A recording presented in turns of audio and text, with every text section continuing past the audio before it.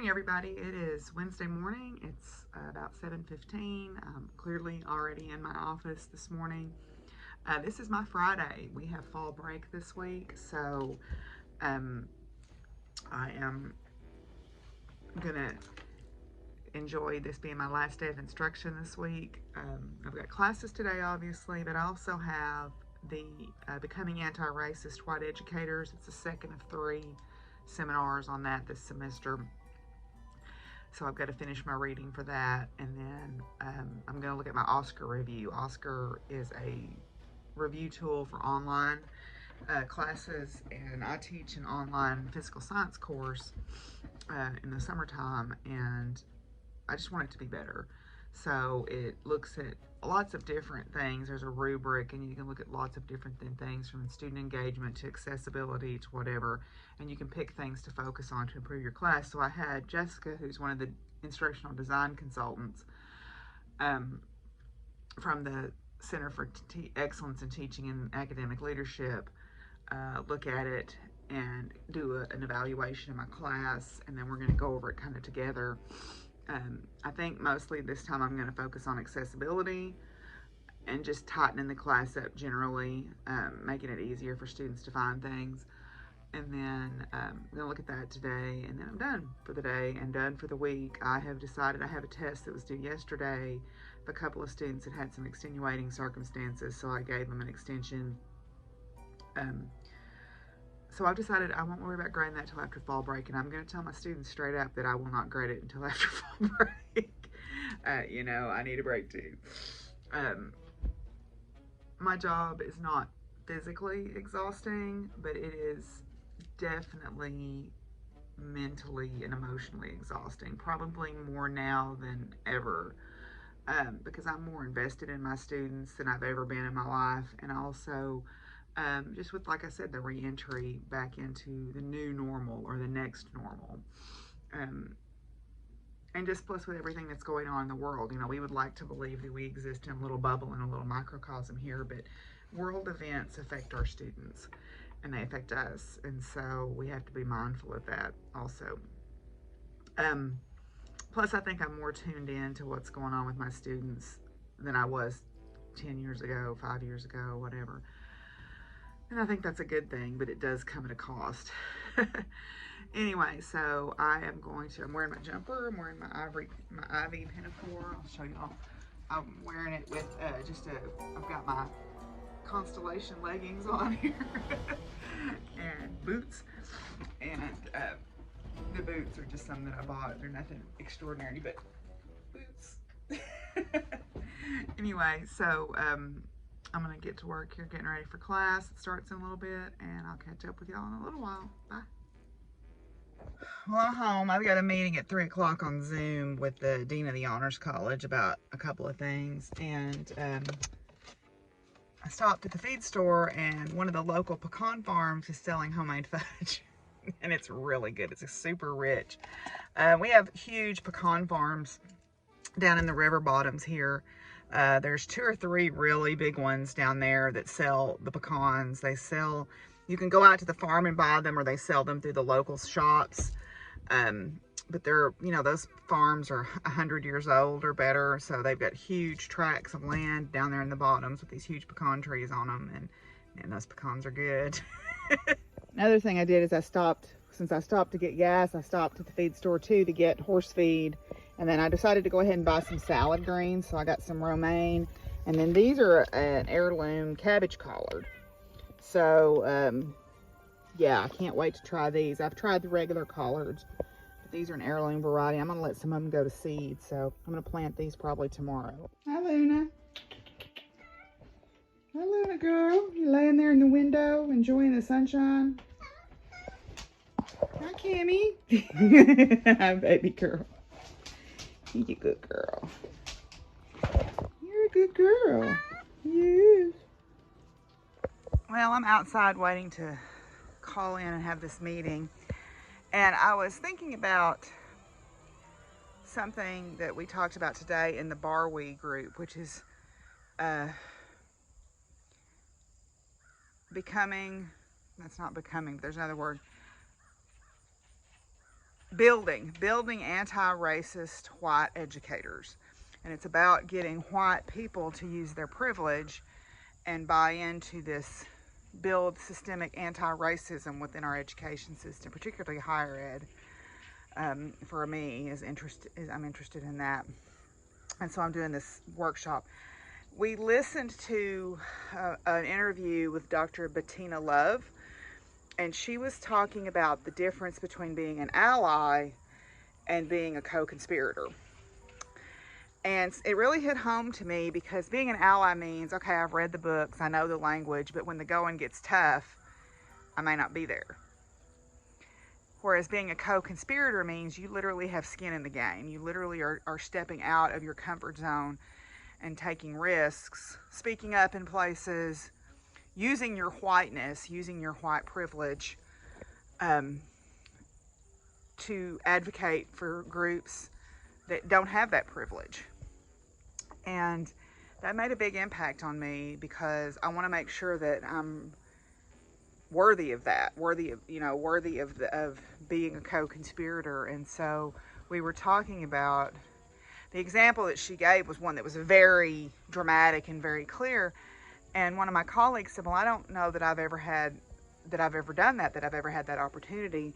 And I said, well, neither have I. But when we choose to talk about these subjects in classrooms with students that have not been exposed to a lot of diversity, and we challenge them, maybe instead of a big flagpole, because the example was with a flagpole, we have lots of little flagpoles, and we send our little flagpoles out into the world, and then they impact others, and hopefully, I hope there's a ripple effect. And it was perfect timing for me to watch that video, because in my class today, where we're on a section where we're talking about diversity and inclusivity in STEM, we were talking about Rosalind Franklin.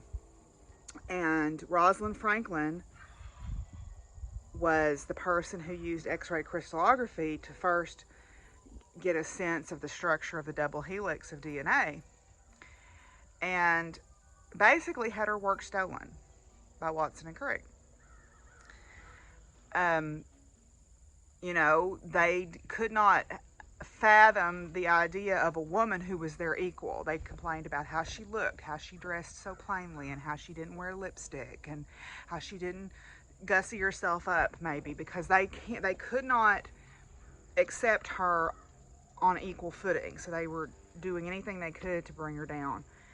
And unfortunately, Rosalind Franklin died at a very young age of 37 of ovarian cancer, probably due to exposure to X-rays, and was not even acknowledged in the Nobel acceptance speech with Watson and Crick. A lot of people had never heard of her. A lot of people never, the last 10 years or so, her name has slowly started getting out there. But most of my students, when I said, have you heard of her? Most of them said no. And someone went, well, kind of, we know who she is, but we don't really know why we know about her. So we talked about her, and we talked about, the idea of Dr. Love's speech was, my whiteness is an unending bank account where I can draw on that and use it for good or bad, use it for good or bad, and it's constantly replenished because I'm always going to have white privilege. And so that really hit home to me. That really made an impact on me. And so, when you know better, you do better, right? And this is for, she said, this is for any group that needs a co-conspirator, whether it's racial groups, ethnic groups, gender identity, sexual orientation, neurodiversity, socioeconomic. Use your privilege, use it, because it will always be replenished, basically. I hope I can be that person. I hope I can be a worthy co-conspirator. So I just thought I would share that with y'all before I go to this meeting. Is it Peachy? You go, girl. Oh, what a good girl. Say, I'm Peachy. I'm a plot hound.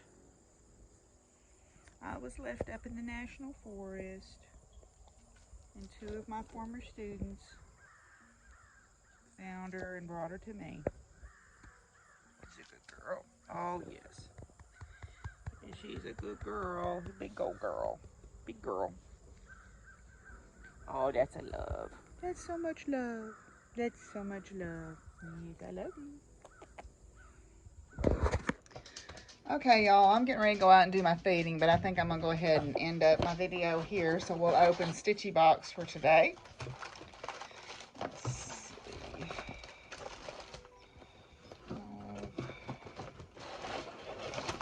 Day 20. Day 20 is a pattern, it looks like.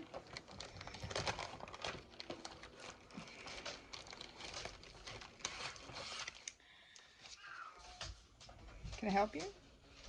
Oh. Oh. Hi, Simon. Ooh. Great Pumpkin Florentine. Ooh, look at there. That's fancy. That's pretty cool looking. Samplers Revisited. Never heard of them, so that's pretty cool. So, yeah, it's a... How big is this? Can I help you? Oh, Willie. Picture this, okay. 150 by 150. That's not huge. Okay, cool. Great Pumpkin Florentine. This piece is the easiest, and to stitch this piece is the easiest. Turn the charge 90 degrees and stitch it sideways because of the Bargello pattern. Oh, okay. Yeah, Bargello. I've seen that in quilts before too. Very cool. You label your linen in some way so you don't orient, so that you don't forget to orient the piece the same way each time. The legs of all your crosses go in the same direction. Okay. This piece is easiest to start your stitching in the middle and work out. I'm not a center starter, but I can learn. I used to be when I was younger, but I started starting at the top. Now, can I help you? Okay. What are you doing?